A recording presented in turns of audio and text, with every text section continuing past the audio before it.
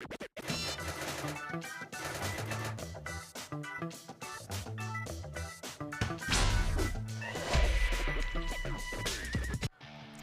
do it. This week's play of the week, we have to go back to UNCW James Madison. And that game, what a shot. Sharita Parker, her first season in the Seahawks colors, makes a game winner to beat JMU. This wasn't very good defense in last possession for JMU. The Seahawks made them pay. It was a high ball screen, tried to get James Madison in a switch, which they did all night.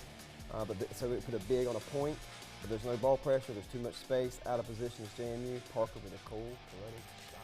Congratulations, Sharita Parker. You'd love to see it. She gets it done, and you have her experience being a transfer coming into this team. You'd love to see them make big plays in a big-time situation there for UNCW. And Nate, I talked about it last night just a little bit, but your organization, Flight 22 Basketball, is having a huge event coming up on Monday to kind of help celebrate and help further, I guess, enhance Martin Luther King Jr. Day here across the Cape Fear. Well, we like to put on events where kids can get exposed and college coaches can come out and see the kids. And so what we like to do is put it on. College coaches are coming, great talents on hand, good games are going to take place. It's going to be a community effort with lots of entertainment at halftime. Look forward to having everybody out come out. And some great basketball games as well. You'll see Sinai Rivers, see the Laney boys, South Columbus boys who are riding a good hot streak right now, so it'll be awesome to see. And if you can't make it out to Heidi Trask High School to watch yours, there will be some basketball that'll be held right here in Wilmington. Cape Fear Community College will be hosting the MLK celebration. That'll be Monday afternoon as well.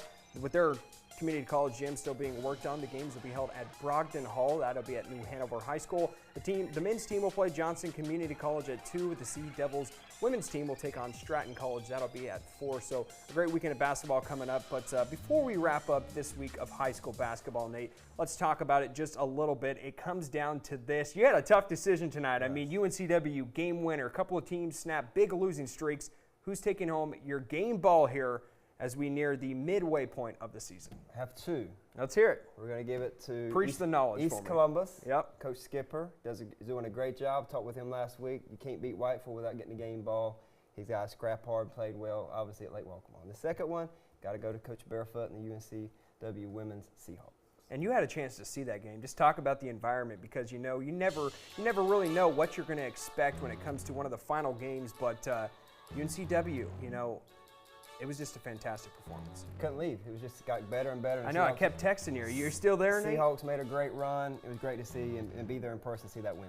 Absolutely. They get it done in a dramatic fashion. Nonetheless, they're on a 2-game winning streak, beat the 2-time defending conference champions last week in Elon, come out, beat the #1 team in the conference this week. Great night of high school and college basketball. Well, that's going to do it tonight for here on the Full Court Press. I thank you all for joining us for another Friday night and hope to see you all next week. A big shout out to our director, JR, our producer, Sarah Johnson, and everyone that makes this show possible every Friday night here on WWAY News. I'm Tanner Barth. He's Nate Falk. We will see you all next Friday night.